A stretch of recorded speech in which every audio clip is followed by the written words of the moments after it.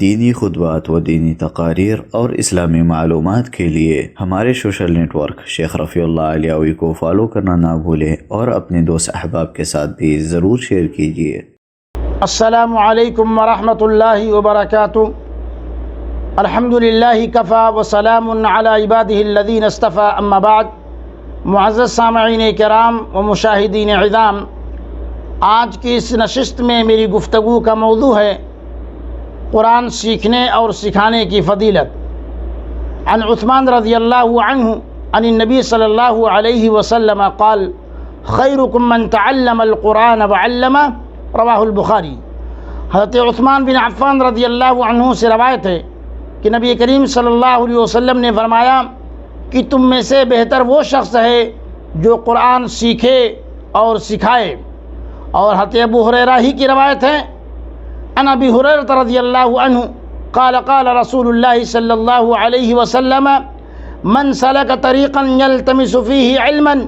سہل اللہ له به طریقا الی الجنہ وما اجتمع قوم فی بیت من بیوت اللہ یتلون کتاب اللہ ویتدارسونہ بینہم الا نزلت علیہم السکینہ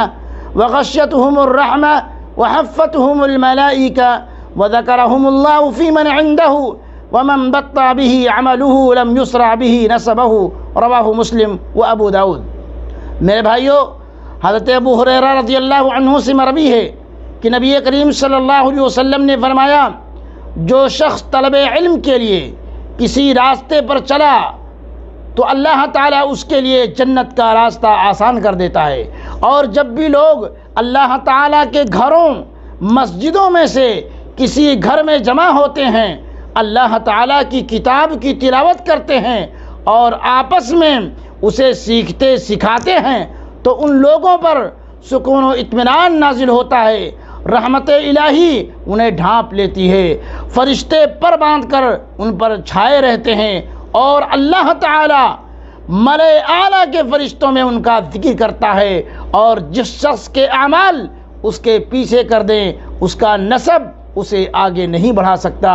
میرے بھائیوں، قرآن کریم سیکھنے اور سکھانے کی بڑی فضیلت ہے۔ اللہ رب العالمین سے دعا کرتا ہوں کہ اللہ تعالی ہم تمام لوگوں کو قرآن کریم کو سیکھنے اور دوسروں کو سکھانے کی اللہ توفیق عطا فرمائے۔ وآخر دعوانا الحمد للہ رب العالمین، والسلام علیکم ورحمۃ اللہ وبرکاتہ۔